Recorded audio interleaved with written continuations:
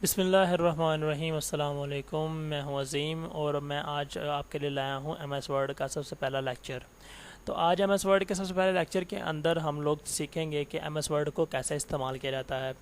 तो चलें शुरुआत करते हैं। सबसे पहले आपने उसी डॉक्यूमेंट को ओपन कर लेना जो कि आपने पहले सेव एज़ करके रखा हुआ है। तो मैं पहले जो सेव एज़ करके रखा है, जैसे कि मैं पिछले लेक्चर के अंदर बता चुका हूँ कि सेव एज़ कैसे करना है, इंशाल्लाह मैं अभी भी इस लेक्चर के अंदर दोबारा आपको बता दूंगा। तो चलें एक काम करते हैं, हम नया डॉक्यूमेंट ओपन कर लेते हैं। जैसे मैंने एक नया डॉक्यूमेंट पे क्लिक किया तो हमारे सामने एक नई विंडो अब ओपन होने जा रही है। जैसे ही वो नई विंडो हमारे पास सामने ओपन हो जाएगी तो हम लोग सबसे पहले जो काम करने वाले हैं वो है जी उस विंडो को सेव करने का। जी याद रहे कि सबसे पहले आपने जो एम एस वर्ड की फ़ाइल ओपन करनी है, यानी कि जो जिस पे आप काम करना चाह रहे हैं, उसको आपने सेव कर लेना है ओपन करने के बाद। तो सबसे पहले हमने क्या किया था, अपने टास्क बार पे मौजूद जो एम एस वर्ड का साइन था, आइकॉन था, उस पर हमने क्लिक किया और क्लिक करने के बाद हम लोग आगे हैं जी अब एक ऐसे मेन्यू के अंदर जहां से हम अब सेलेक्ट करेंगे कि हम लोग या तो पुरानी यानी कि रीसेंट फाइल जो हम पहले इस्तेमाल कर सके हैं चुके हैं उनको सेलेक्ट कर लें, या फिर एक नया डॉक्यूमेंट ओपन करें, और या फिर चंद एक हमारे पास जो सैम्पल्स मौजूद हैं उन सैम्पल्स में से यानी कि टेम्पलेट्स में से कोई नई चीज़ सेलेक्ट कर लें। तो मैं न्यू के ऊपर फोकस करूंगा। जैसे मैं न्यू के ऊपर फोकस किया तो यहाँ पे आपको नज़र आ रहा है कि यहाँ पे ब्लैंक डॉक्यूमेंट और चंद एक टेम्पलेट्स मौजूद हैं। तो मैं ब्लैंक डॉक्यूमेंट को ज़्यादा अहमियत दूंगा क्योंकि हम लोगों ने अभी सब कुछ सीखना है, तो इस वजह से एम एस वर्ड का, क्योंकि ये आज का ये बेसिकली फर्स्ट लेक्चर है, तो मैं आपको बता दूं कि मैं ज़्यादातर इसमें आपको चंद चीज़ों के नाम बताने वाला हूँ। तो सबसे पहले हम लोग जो चीज़ स्टार्ट करने वाले हैं, यानी कि जो सबसे पहली चीज़ है जो आपको पता होनी चाहिए वो है जी टाइटल बार। तो सबसे ऊपर आपको जो फ्रंट के ऊपर जहाँ पे लिखा है डॉक्यूमेंट वन, जी ये जगह जिसे यहाँ पे लिखा हुआ है डॉक्यूमेंट वन, इसको हम कहते हैं टाइटल बार। टाइटल बार के राइट एंड लेफ्ट साइड दोनों साइड के ऊपर चंद एक ऑप्शंस मौजूद हैं जो कि आपको नज़र आ रही हैं। तो इस साइड पे जो ऑप्शंस मौजूद हैं, ये इन ऑप्शन के ग्रुप को हम कहते हैं जी ये क्विक एक्सेस टूल बार है। क्या है जी ये क्विक एक्सेस टूल बार। जैसे कि यहाँ पे नज़र आ गया आपको क्विक एक्सेस टूल बार लिखा हुआ, ठीक है। और दूसरी साइड पे जो चीज़ें मौजूद हैं वो है जी हमारे पास सबसे पहले एक क्लोज बटन है, फिर जो है वो मिनिमाइज बटन है, देन फिर सेंटर में जो है वो रिस्टोर डाउन का बटन है, और ये जो आपको नज़र आ रहा है जिस मैंने पॉइंटर किया है रिबन डिस्प्ले ऑप्शन है। इसके ऊपर इंशाल्लाह डिटेल के अंदर मैं आपको बता दूंगा कि इसकी ऑप्शन का इस्तेमाल कैसे कब हम कर सकते हैं। तो हम आगे बढ़ते हैं। तो सबसे पहले जो चीज़ थी वो थी टाइटल बार। टाइटल बार के बाद जो दूसरी चीज़ हम लोग देखेंगे वो है जी हमारे पास, जैसे कि आपको यहाँ पे नाम नज़र आ रहे हैं, file, home, insert, design, layout, reference, mailing, review, view, help. ये सारे के सारे नाम जो हैं बेसिकली ये टैब्स के नाम हैं। ये सारे के सारे टैब्स हैं। जी हाँ, इनका नाम क्या है जी, इनको हम टैब्स कहते हैं। हर टैब का अपना मखसूस यानी कि अपने मखसूस रिबन होते हैं। जैसे कि हमारे पास यहाँ पे होम टैब है, तो होम टैब के clipboard, font, paragraph, style, editing, ये रिबन्स हैं। हर रिबन की अपनी चंद एक कमांड्स होती हैं। जैसे कि क्लिपबोर्ड टैब की क्लिपबोर्ड रिबन की अपनी कमांड्स हैं पेस्ट की, कट की, कॉपी की, ठीक है, और उसके बाद फिर फॉर्मेट पेंटर की। और दूसरी तरफ फ़ॉन्ट है, तो फ़ॉन्ट की हमारे फ़ॉन्ट से रिलेटेड, फ़ॉन्ट उस वर्ड को कहते हैं जो कि हमने यहाँ पे लिखना है। जैसे कि मैंने यहाँ पे अजीम लिखा है, तो इस पूरे वर्ड के अंदर जितने भी हमने राइटिंग यानी कि लफ्ज़ चूज़ किए हैं, लेटर्स चूज़ किए हैं, उन सबको हम कहते हैं फ़ॉन्ट है ये, ठीक है। अब जो हमारा फ़ॉन्ट रिबन है उसके अंदर हमें नज़र आ रहा है कि भी चंद एक ऑप्शंस मौजूद हैं। इंशाल्लाह आज के लेक्चर में फ़ॉन्ट को ही मैं डिस्कस करने वाला हूँ, ठीक है, और उसके बाद फिर पैराग्राफ को डिस्कस करने वाला हूँ। तो चलें हम अब आगाज़ करते हैं टोटली इस प्रॉपर लेक्चर का। टाइटल बार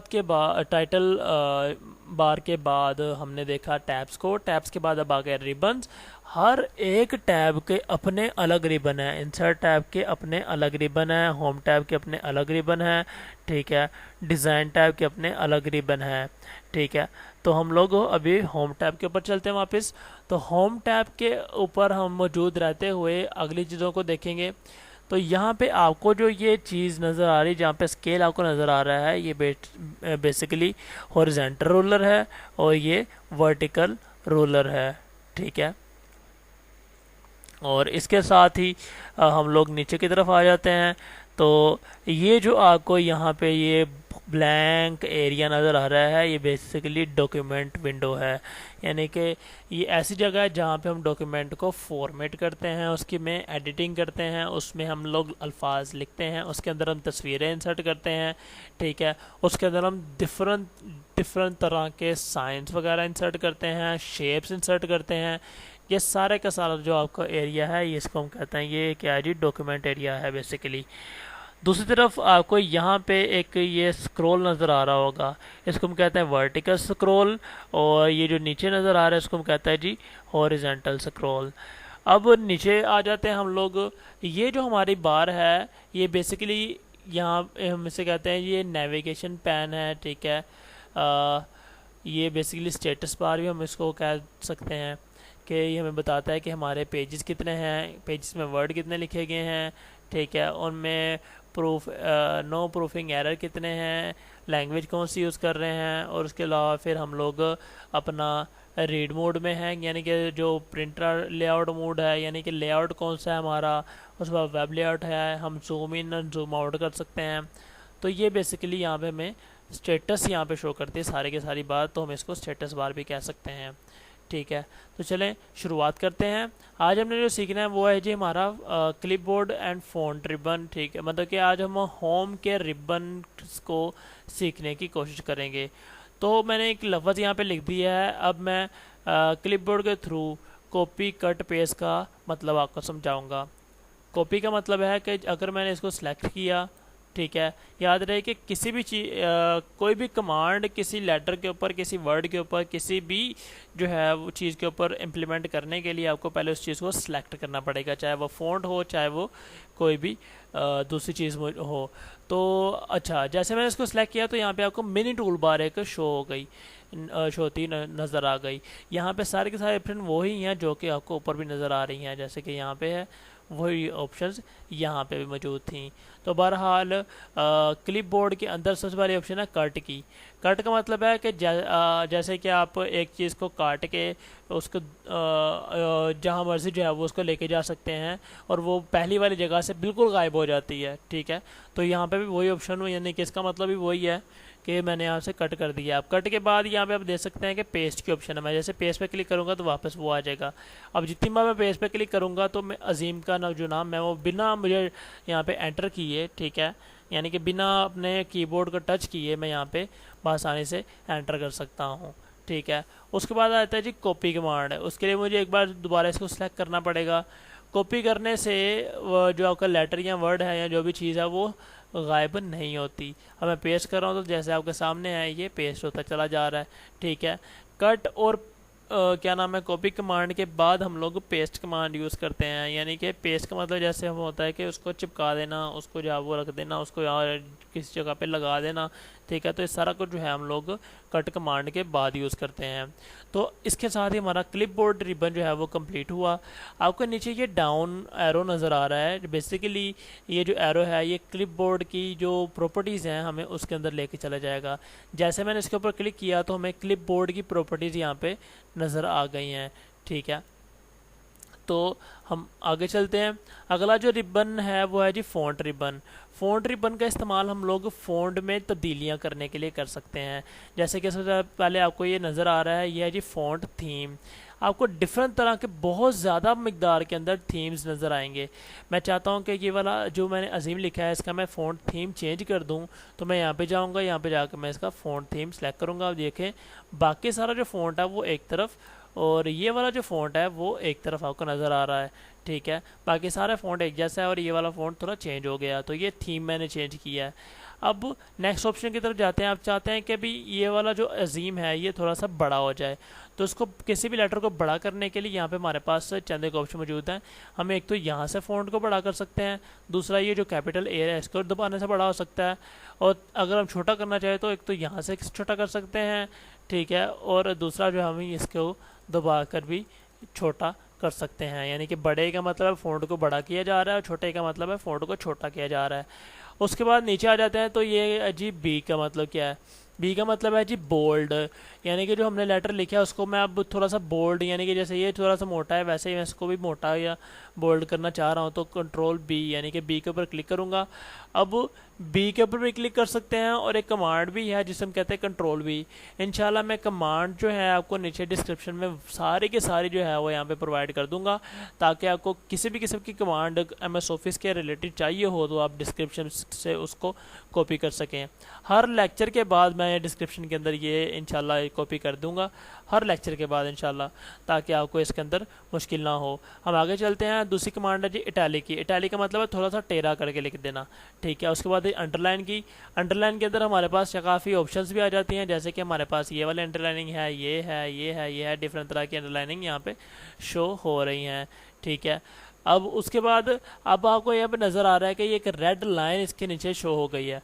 तो इस रेड लाइन को ख़त्म करने के लिए हम लोग क्या करते हैं, इस वर्ड के अंदर जाके माउस का राइट क्लिक, ठीक है, उसमें करेंगे तो यहाँ पे हमारे पास क्या है जी, डिलीट, रिपीटेड, इग्नोर, ठीक है। ये दो ऑप्शंस आ गए। मैं इग्नोर करूँगा तो देखें वो लाइन रेड गायब हो गई है, ठीक है। अब हम मज़ीद आगे चलते हैं। अब अगली जो ऑप्शन है वो है जी यहाँ पे हमारे पास स्ट्राइक थ्रू। स्ट्राइक थ्रू का मतलब है कि बाज़-औक़ात एक पूरी लाइन है जिसमें आपने शो करना चाह रहे हैं कि ये कटिंग की हुई है मैंने, यानी कि इसको मैंने काटा हुआ है। तो स्ट्राइक थ्रू जो है इस मकसद के लिए इस्तेमाल किया जाता है कि आप पूरी लाइन को या पूरे लेटर को सिलेक्ट करेंगे, और सिलेक्ट करने के तरीके मैं आपको बताता चलूँ। अगर आप चाह रहे हैं कि आप एक लेटर को सिलेक्ट करें तो लेटर के ऊपर डबल क्लिक करें, सॉरी, अगर आप चाह रहे हैं कि एक वर्ड को सिलेक्ट करना है तो आप वर्ड के दरमियान में जाकर डबल क्लिक करेंगे तो वो वर्ड सेलेक्ट हो जाएगा। लेकिन अगर आप चाह रहे हैं कि पूरी पूरी लाइन ही सिलेक्ट हो जाए, यानी कि एक वर्ड नहीं है बल्कि स्पेस के पास जो दूसरा वर्ड है या उसके बाद जो तीसरा वर्ड है, चौथा वर्ड है, पांचवा वर्ड है, सारा सिलेक्ट हो जाए, तो आपने ट्रिपल क्लिक करना है। तो जैसे आप ट्रिपल क्लिक करेंगे तो आपका जो लेटर्स हैं वो, यानी कि जो पूरी लाइन है वो सिलेक्ट हो जाएगी। तो ये जो नीचे वाला है अजीम, मैं इसको अंदर चेंजिंग करूँगा तो मैं यहाँ पे क्या करने लगा हूँ, स्ट्राइक थ्रू। जैसे मैंने किया तो ये देखें एक लाइन इसके अंदर आ गई, यानी कि ये शो कर रहा है कि ऐसे ये कटिंग यहाँ पे की गई हुई हो। अब उसके बाद जो अगली ऑप्शन है वो हमारी मैथ के अंदर यूज़ होती है और केमिस्ट्री के अंदर यूज़ होगी और फिजिक्स के अंदर। वो क्या है जी, सबस्क्रिप्ट और सुपरस्क्रिप्ट की। सबस्क्रिप्ट का मतलब है कि कोई लेटर है हम उसको बेस के अंदर लिखना चाह रहे हैं, और कोई लेटर है जिसको हम किसी की पावर में लिखना चाह रहे हैं। तो अगर तो बेस में लेके जा रहे हैं तो उसके लिए हम लोग सबस्क्रिप्ट इस्तेमाल करेंगे। याद रहे जैसे मैंने पहले बताया कि जिसके ऊपर हम कमांड अप्लाई करना चाह रहे हैं हमें उस चीज़ को सिलेक्ट करना होगा।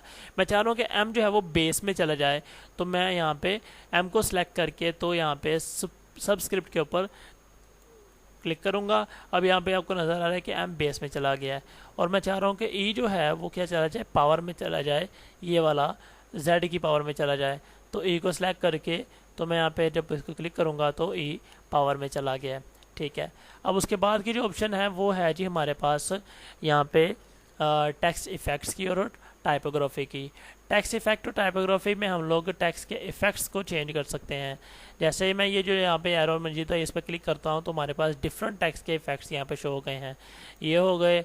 और उसके बाद दोबारा इसके अंदर जाते हैं तो हमारे पास आउटलाइंस हैं, शेडोज़ हैं, रिफ्लेक्शंस हैं, ग्लो है, ठीक है। उसके बाद नंबर स्टाइल्स है, और तो हम इसमें से कुछ भी जो है इसके अंदर अप्लाई कर सकते हैं। और अगली जो ऑप्शन है वो है जी हमारी हाईलाइट की।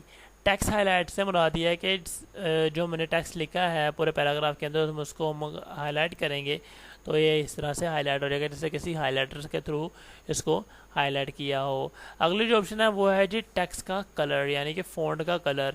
मैं चाह रहा हूँ कि ये यहाँ पे स्टाइल तो तब्दील ना हो, यानी कि फ़ॉन्ट का ये जो इफ़ेक्ट है वो तब्दील ना हो, लेकिन इसका कलर तब्दील हो जाए। तो मैं इसके ऊपर क्लिक करूँगा, जो मुझे कलर चाहिए होगा मैं वो वाला कलर इसमें सेलेक्ट कर लूँगा। जैसे कि अभी मैं यहाँ पे रेड करने जा रहा हूँ तो मैं इसको रेड पे बल्कि ब्लू करने जा रहा हूँ, तो ब्लू के ऊपर क्लिक किया तो देखें अब ये चेंज हो चुका है। अब हम आगे चलते हैं। अगली जो ऑप्शन है वो है जी अलाइनमेंट की। अलाइनमेंट जो है वो अच्छा, यहाँ पे हमारा फ़ॉन्ट रिबन जो है वो कंप्लीट हो जाता है। सॉरी, एक जो ऑप्शन रह गई, बल्कि दो ऑप्शन रह गई हैं। अगर यहाँ पे आपको नज़र आ रहा है डबल ए लिखा हुआ है, चेंज केस, ठीक है। मतलब कि आपको यहाँ पे चेंज केस बना दिया है कि यहाँ पे ए बड़ा है और बाकी सारे छोटे हैं। और अगर मैं इसका केस दूसरा सेलेक्ट कर लूँ, सारे के सारे बड़े वाला सेलेक्ट भी कर सकते हैं, यानी कि कैपिटल भी सेलेक्ट कर सकता हूँ, उसके बाद पहला छोटा और बाकी सारे कैपिटल, और उसके बाद पहला बड़ा और बाकी सारे स्मॉल भी हम लोग यहाँ पे चूज़ कर सकते हैं। ठीक है, और ये इसको कहते हैं जी चेंज केस। अगली है जी यहाँ पे रबड़ बना हुआ है।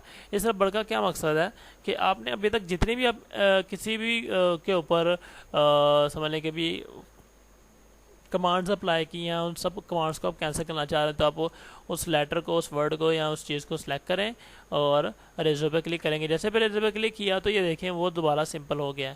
ठीक है, जैसे कि वो पहले की तरह मौजूद था। मैं इसको भी क्लिक करता हूँ दोनों को रेजो के ऊपर, तो देखें वो दोनों सिंपल हो गए हैं। ठीक है, इस पर क्लिक करता हूँ और रेज करता हूँ तो वो दोबारा सिंपल हो चुका है। ठीक है,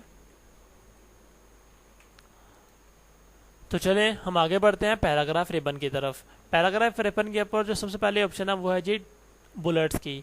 आपने अक्सर देखा होगा कि एक लाइन के आगाज़ के अंदर कोई ना कोई साइन यहाँ पे मौजूद होता है जो कि उस लाइन की नुमाइंदगी कर रहा होता है, तो यह बुलेट्स का इस्तेमाल हम उसके लिए ही करते हैं।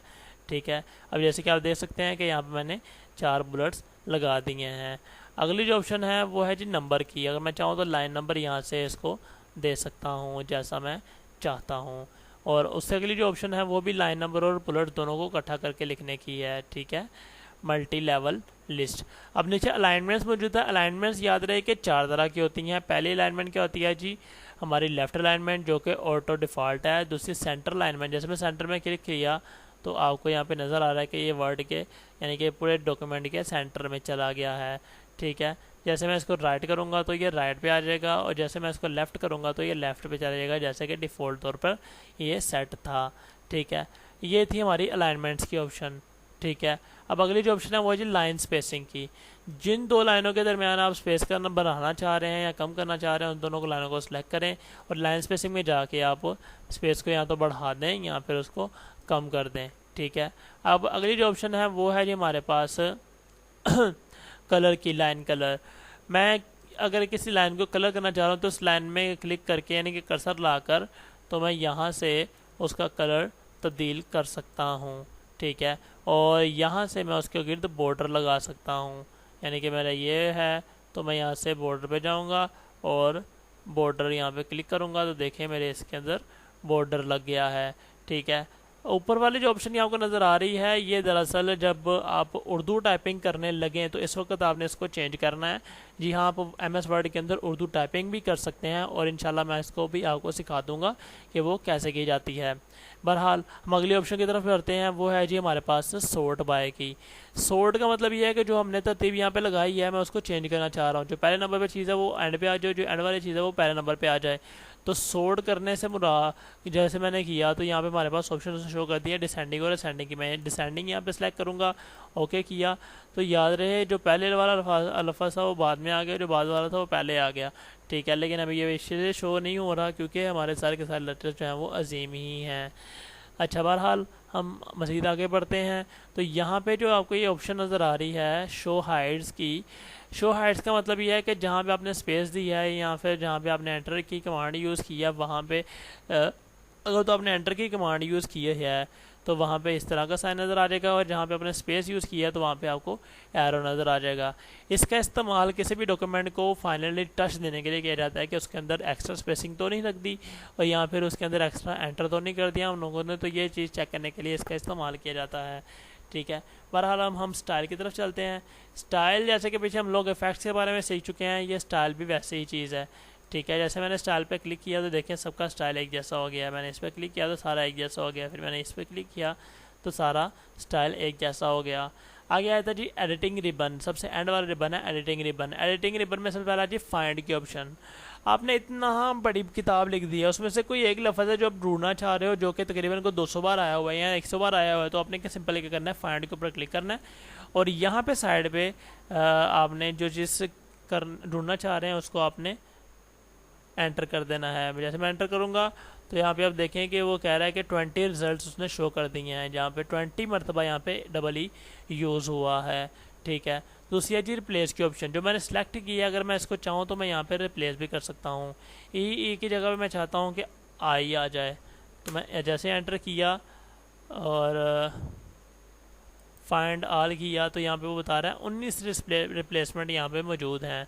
तो मैं ऐसे ही इसको यस करूँगा और ओके कर दूँगा। तो जहाँ जहाँ अजीम लिखा हुआ था वहाँ पे लिखा क्या गया, अजीम लिखा गया। और अगली जो ऑप्शन है सिलेक्ट की, सिलेक्ट के बारे में आपको मैं बता चुका हूँ। इंशाल्लाह हम अगले लेक्चर में आपको मिलेंगे इंसर्ट के जो टैब है उसके साथ, और उसके बाद फिर आहिस्ता आहिस्ता जो है हम इन सब टैब्स के बारे में जांच पड़ताल कर लेंगे। याद रहे कि आपको एमएस वर्ड को अच्छे तरीके से सीखना है ताकि आपको एमएस पावर पॉइंट और एमएस एक्सेल को सीखने में दुश्वारी पेश ना हो। मुझे अभी तक मुझे दें इजाज़त ताकि मैं मज़ीद अच्छी अच्छी वीडियोस के साथ हाज़िर हो सकूं। मेरी इस वीडियो को लाजमी लाइक कीजिएगा और इसे लाजमी शेयर कीजिएगा। ये बिल्कुल फ्री ऑफ कॉस्ट है और इंशाल्लाह मैं आपको इसके नोट्स भी प्रोवाइड करूँगा अगर आप मुझसे चाहते होंगे तो। जी, अस्सलाम वालेकुम और अल्लाह हाफिज़।